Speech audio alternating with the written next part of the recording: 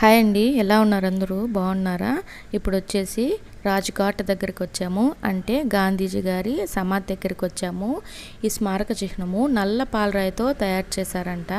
ఇది చతురస్రాకారంలో ఉంటుంది. ఈ సాదా నిర్మాణం పైన హే రామ్ అని రాసుంటారంట. ఎందుకంటే ఆ నాయకుడు చనిపోయేటప్పుడు హే రామ్ అని ఆయన లాస్ట్ మాటలు మాట్లాడినటువంటివి. ఈ పాలరాతి పైన ఒక గాజు ఫ్రేమ్ ఉంటుందండి.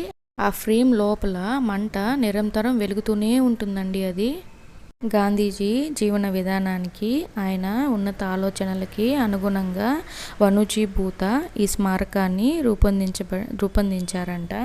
ఇక్కడ ఎటువైపు చూసినా కూడా పచ్చగా ఉంటుందండి. అంతా గడ్డితో చెట్లన్నీ ఉంటాయి, చాలా బాగుంటుంది. ఇంకొకటి వచ్చేసి ఇక్కడ చెప్పులు వేసుకోపోకూడదు లోపలికి. ఇంతకుముందు చెప్పాను కదా జ్వాల వెలుగుతూ ఉంటుందని, అదేనండి గాంధీజీ గారి సమాధి.